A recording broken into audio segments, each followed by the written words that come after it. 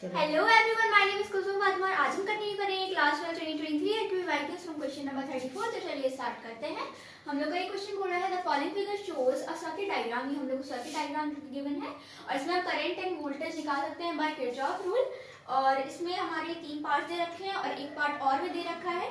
तो first part is which points are at the same potential in circuit. कौन से points इस पे सेम पोटेंशियल पे है। तो देखिए हमारे पास ये पॉइंट्स हैं A B C D E F G H और हम लोग को बताना है इसमें कौन से पॉइंट सेम पोटेंशियल पे है।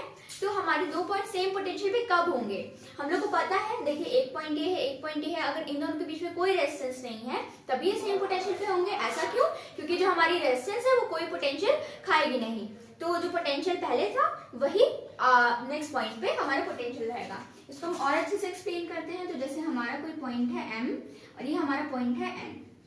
देखिए यहाँ पे कोई रेजिस्टेंस है नहीं है, यानी इस पॉइंट पे जो वोल्टेज रहेगा इस पॉइंट पे जो पोटेंशियल रहेगा वही पोटेंशियल इस पॉइंट पे रहेगा। लेकिन अगर हम इन दोनों के बीच में कुछ रेजिस्टेंस लगा दें तो देखिए M का जो पोटेंशियल है वो इधर गया तो रेजिस्टेंस ने कुछ पोटेंशियल खा लिया यानी पोटेंशियल कम हो गया।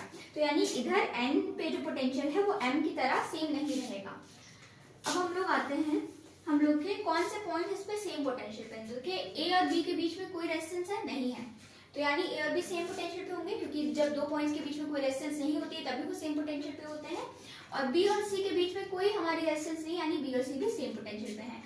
और ए बी सी ये तीनों के बीच में कोई रेजिस्टेंस नहीं यानी सेम पोटेंशियल पे है। और देखिए आई बी और आई के बीच में कोई रेजिस्टेंस नहीं है तो यानी ये भी सेम पोटेंशियल पे है। तो यानी A B C and I are at the same potential. हम ग्रुप कर देते हैं इसको। अच्छा इधर आई करंट नहीं है, आई इज अ पॉइंट। ये आई लिखा हुआ है करंट बस मानिएगा इसको, आई एक हमारे इधर पॉइंट है। और फिर हम लोग का और कौन से पॉइंट है सेम पोटेंशियल पे। तो देखिए हम इधर आते हैं डी ई। डी और ई के बीच में क्या पोटेंशियल सेम होगा? ऑफ कोर्स होगा। क्या इनके बीच में कोई रेजिस्टेंस है? नहीं है, तो यानी डी और ई के बीच में पोटेंशियल will भी सेम। तो डी और ई के बीच में पोटेंशियल हमारा सेम होगा। अब हम आते हैं E और F। क्या E और F के बीच में पोटेंशियल सेम है? नहीं है। इन दोनों के बीच में देखिए रेजिस्टेंस आ रही है यानी E पे जो पोटेंशियल है वो F पे नहीं होगा। अब हम F और G की बात करते हैं तो F और G के बीच में क्या पोटेंशियल सेम है? हाँ सेम है क्योंकि यहाँ पे कोई रेजिस्टेंस नहीं है। तो F हो गया, G हो गया। और कौन सा हमारा देखिए G और J के बीच में क्या कोई रेजिस्टेंस आ रही है? नहीं आ रही है, यानी यहाँ पे भी पोटेंशियल सेम होगा।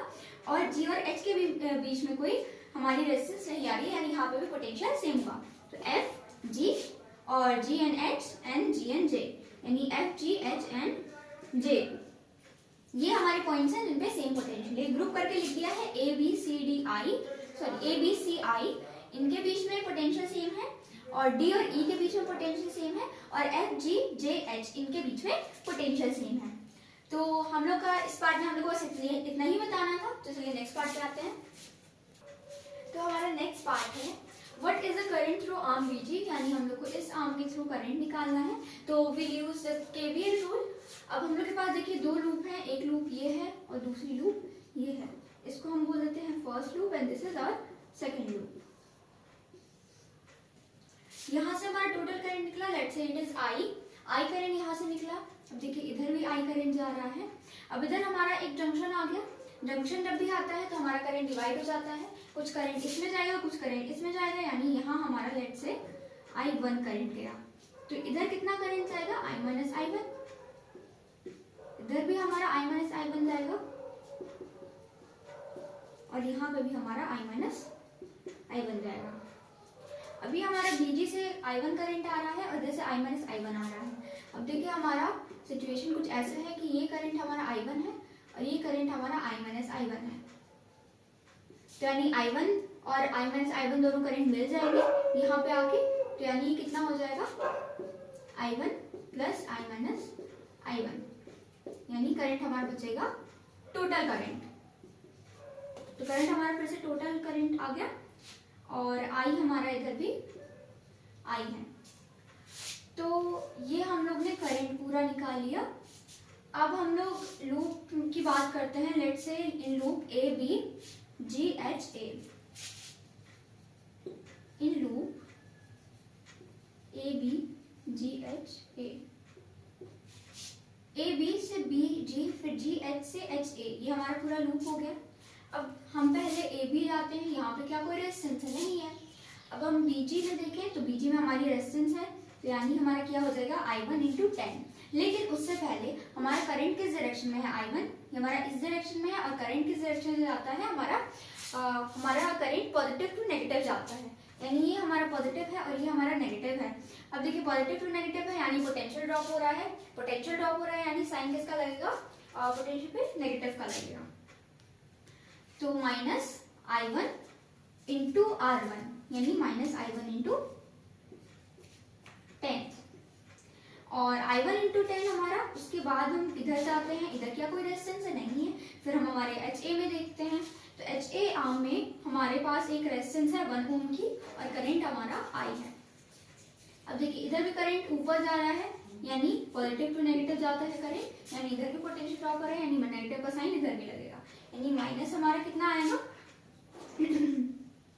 I × 1। उसके बाद हमारा E है 6 वोल्ट।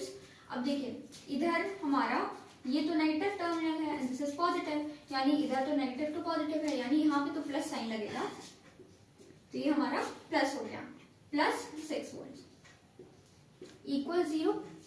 अब इसको सॉल्व करते हैं, तो देखिए 6 वोल्ट उधर जा रहे हैं, यानी -6 वोल्ट हो जाएगा, -6 वोल्ट। तो अगर हम सारे माइनस साइंस को काट देंगे तो ये हमारा आएगा 10I1 + I = 6 वोल्ट। इसको थोड़ा और पास में लिख देते हैं, इक्वल्स 6 वोल्ट।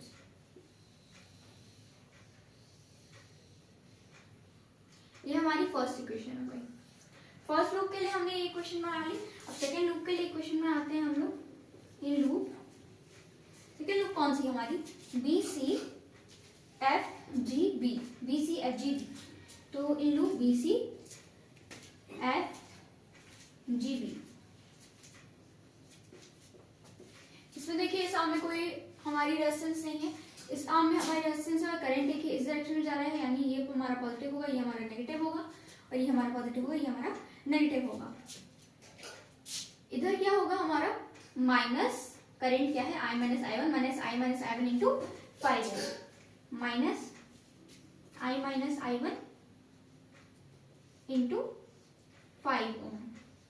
ये हो जाएगा -I - I1, ये भी 5 ओम है, यानी -I - I - 5 ohm, I - I1 × 5 ohm. Then हमारा इधर क्या कोई है? रेजिस्टेंस नहीं है।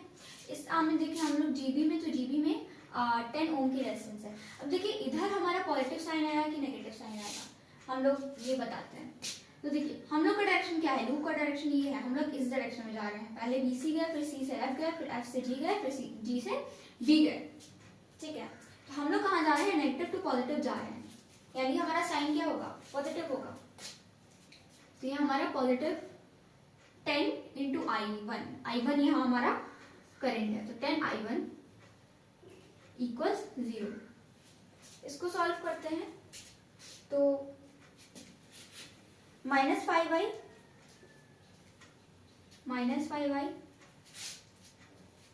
देखिए माइनस माइनस प्लस हो जाएगा, तो अंदर जाके प्लस हो जाएगा, यानी -5I + 5I1, और इधर भी ऐसे ही कुछ होगा, -5I + 5I1 -5I + 5I1 + 10I1 = 0 + 10I1 = 0। इसको सॉल्व करेंगे तो ये हमारा -10I + 20I1 = 0। तो अब हम इसको डिवाइड कर देते हैं 10 से, तो ये हो जाएगा हमारा -I + 2I1 = 0। ये हम लोग को सेकेंड इक्वेशन मिल गई। फर्स्ट इक्वेशन आई हमारी 10I1 + I = 6, और second equation I -I + 2I1 = 0। तो इन दोनों को सॉल्व करेंगे तो हम लोग को I1 I2 दोनों मिल, I1 और I मिल जाएगा दोनों। तो हम लोग सॉल्व कर, तो देखिए हम लोग की फर्स्ट इक्वेशन ये है, सेकेंड इक्वेशन हमारी ये है, नीचे लिखा था बस हमने उसको ऊपर लिख दिया है। अब हम लोग इनको सॉल्व करते हैं। तो from equation 1 and 2, from equation 1 and 2 add ही कर देते हैं हम लोग डायरेक्ट। तो आई से आई कट जाएगा, देखिए ये पॉजिटिव है ये नेगेटिव है, तो आई से आई कट जाएगा, हम लोग का I1 आ जाएगा। उसके बाद हम I1 को इक्वेशन में डालेंगे, किसी भी डाल देंगे। ये इक्वेशन ज़्यादा इजी लग रही है तो इसमें डाल देंगे और हमारा जो बचा है हमारा I आ जाएगा।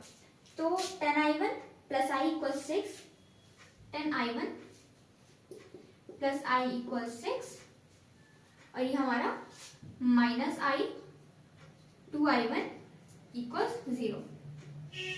ये तो कट गया, ये हमारा 12I1 आ गया और इक्वल 6, यानी I1 इक्वल 6/12 जो कि होगा 1/2 यानी 0.5 एम्पेयर, यानी I1 आया हमारा 0.5 एम्पेयर।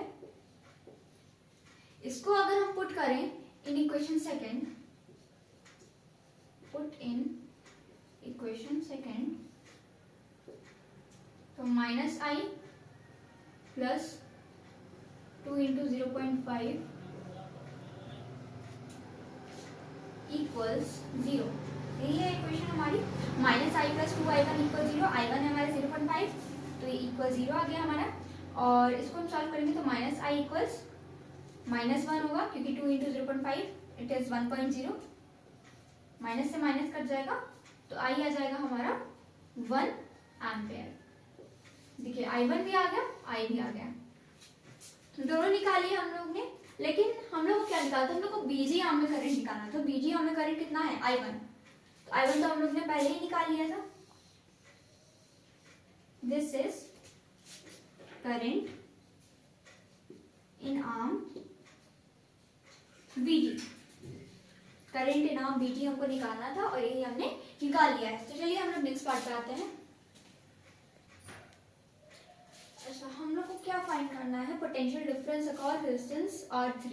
ये हमारा R3 रेजिस्टेंस है, यहाँ पे हम लोग को पोटेंशियल डिफरेंस निकालना है। तो हम लोग को पता है पोटेंशियल डिफरेंस क्या होता है, PD लिखते हैं इसको, potential difference PD it is V minus V बार, यानी दो पोटेंशियल के बीच में हम लोग का difference, it is potential difference. तो इधर देखिए करंट क्या है I minus I1 into R3 है हमारा 5 ओम। I की वैल्यू क्या निकाली थी हम लोग ने 1 और I1 की हमने निकाली थी 0.5 इंटू 5। देखिए ये हमारा 5 माइनस 2.5, ये आ जाएगा हमारा 2.5। यही हमारा पोटेंशियल डिफरेंस है, यही हम लोग को निकालना था। चलिए हम आगे आते हैं। तो हम लोग का सी का और वाला पार्ट है, what is power dissipated in resistance R2। Resistance R2 में हमारी कितनी पावर डिसिपेट हो रही है। तो हम लोग को पता है पावर डिसिपेशन का फॉर्मूला आता है P equals to I square R। Power dissipation होती है हमारी P equals to I square R। R क्या है यहाँ पे I माइनस I1, तो I minus I1 into I minus I1 का होल स्क्वायर इंटू R क्या है हमारा R2। R2 के क्रॉस निकालना है हम लोग को power dissipated. P equals value डाल देते हैं हम लोग, ये हो जाएगा हमारा 1 माइनस 0.5 होल स्क्वायर, R2 हमारा 5 इक्वल्स ये हमारे 0.5 का होल स्क्वायर इंटू 5, तो हो जाएगा हमारा 2.5 इंटू 5,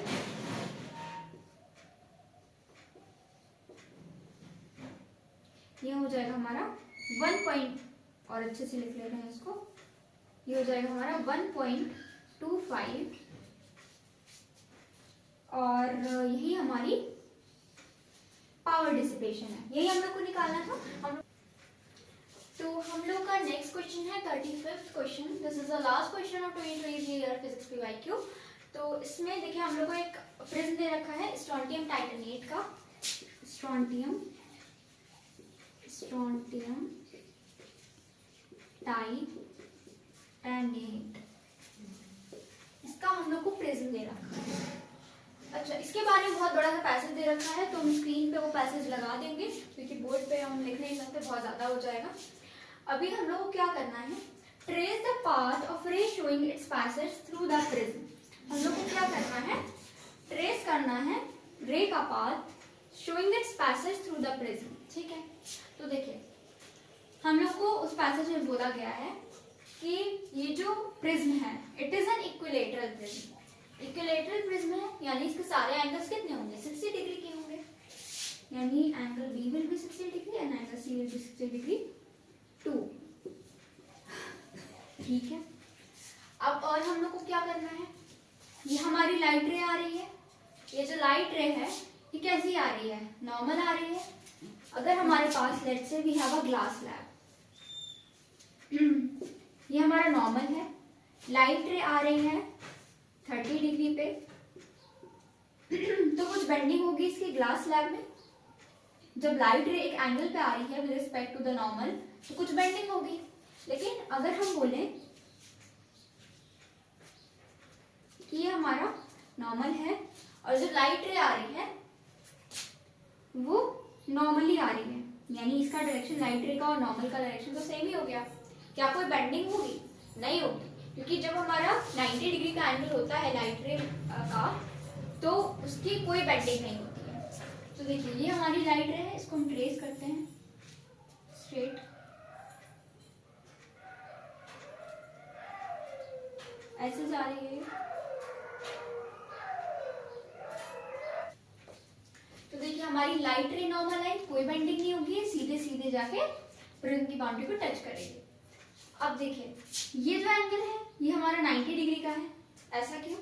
अगर 90 डिग्री का ना होता, लेट से 30-60 डिग्री का होता या कुछ और एंगल होता हमारा, तो ये जो लाइट रे होती वो प्रिज्म के अंदर लाके उसकी कुछ बेंडिंग होती, लेकिन यहाँ पे कुछ भी बेंडिंग नहीं हो रही है, यानी हमारा 90 डिग्री का। देखिए नॉर्मल लाइट 90 डिग्री का तो होगा ही एंगल, क्योंकि स्ट्रेट जाएगी हमारी लाइट रे।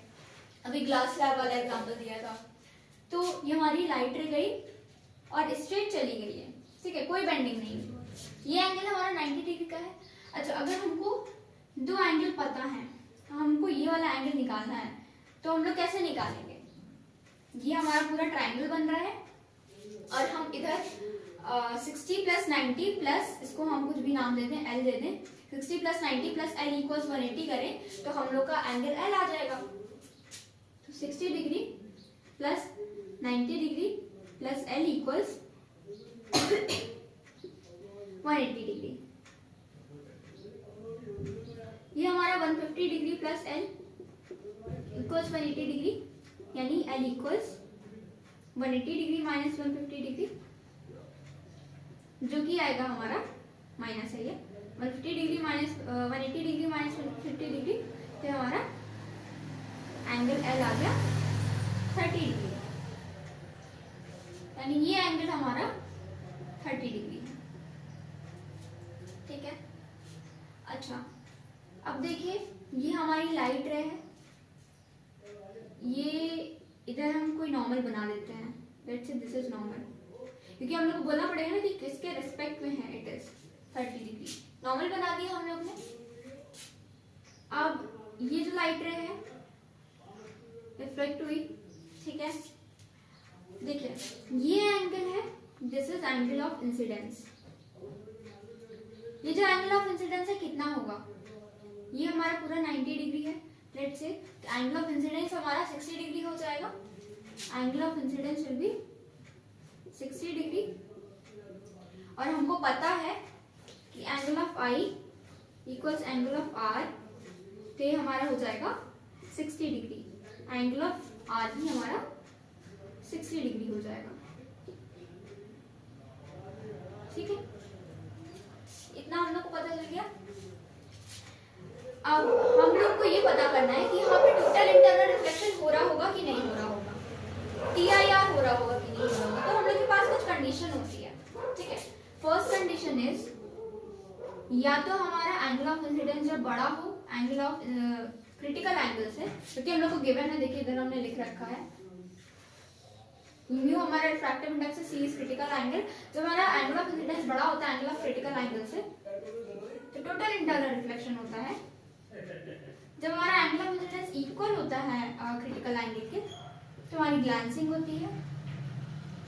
और रिफ्रैक्शन फाइनली कब होता है, जब हमारा angle of incidence is less than critical angle, तो हमारा रिफ्रैक्शन होता है।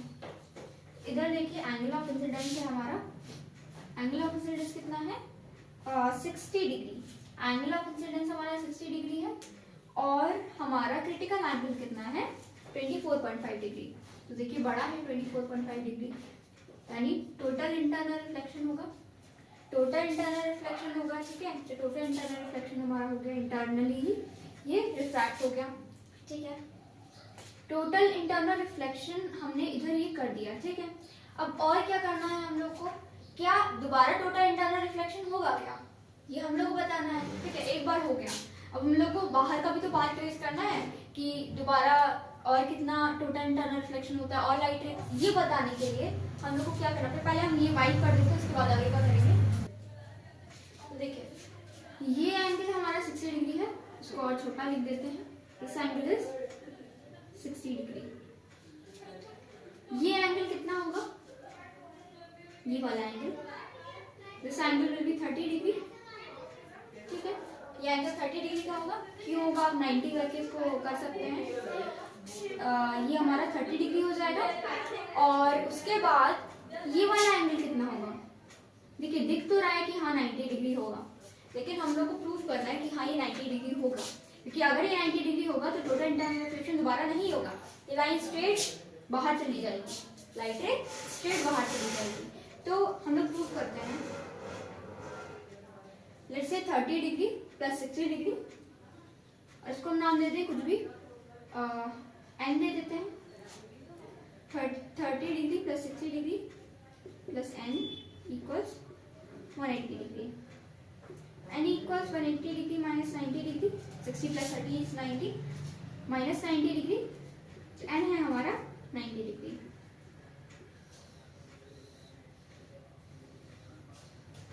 ठीक है, यानी ये एंगल हमारा 90 डिग्री आ गया, हमको पता चल गया कि ये 90 डिग्री है, यानी टोटल इंटरनल रिफ्लेक्शन दोबारा नहीं होगा। TIR will not occur again, यानी लाइट रे स्ट्रेट बाहर चली जाएगी। ये हमारा पूरा पार्ट ट्रेस हो गया, यही हम लोग को प्रश्न में बता दिया कि हाँ पहले नॉर्मल आई तो क्या हुआ कि हमारी लाइट रे स्ट्रेट चली गई, कोई बेंडिंग नहीं हुई क्योंकि वो नॉर्मल आई, और उसके बाद ये हमने नॉर्मल बना के इधर नॉर्मल बनाया, उसके बाद उसके रिस्पेक्ट में हमने 30 डिग्री एंगल निकाला, ट्राइंगल में सारे एंगल सम करके ये वाला एंगल हम लोग ने 30 डिग्री निकाल लिया, देन एंगल आई निकाला, एंगल आर निकाला, और हम लोग ने पहले कंडीशन देखी कि एंगल आई जब ग्रेटर होता है एंगल सी से टी आई और होता है, और बाकी जो कंडीशन है, और हम लोग को पता चला कि हाँ जो हमारा क्रिटिकल एंगल है वो छोटा है एंगल ऑफ इंसिडेंस से, तो यानी हमारा टोटल इंटरनल रिफ्लेक्शन होगा, तो टोटल इंटरनल रिफ्लेक्शन करवा दिया। उसके बाद हमारा दोबारा हमने देखा कि टोटल इंटरनल रिफ्लेक्शन हुआ कि नहीं, तो उसके लिए हमने देखा कि ये वाला एंगल 90 डिग्री है कि नहीं, अगर ये वाला एंगल 90 डिग्री होगा तो टोटल इंटरनल रिफ्लेक्शन दोबारा नहीं होगा, ये लाइन स्ट्रेट लाइट रे स्ट्रेट चली जाएगी बाहर। तो अब हम लोग ने एन इक्वल्स 90 डिग्री प्रूव कर दिया, जब 90 डिग्री प्रूव कर दिया तो TIR दोबारा नहीं होगा, यानी लाइट रे स्ट्रेट चलेगी, पूरा ट्रेस हो गया हमारा, यही करना था हम लोग को। हम लोग को velocity of light through the prism बताना है, तो देखिए हम लोग को पता है mu is equal to V air upon V, ये प्रिज्म किस चीज का है, स्ट्रोंटियम टाइटेनेट का, हम ST लिख दे रहे हैं इसको, तो ये हमारा फॉर्मूला होता है, हम लोग को ये भी पता है, और velocity of light and air भी पता है।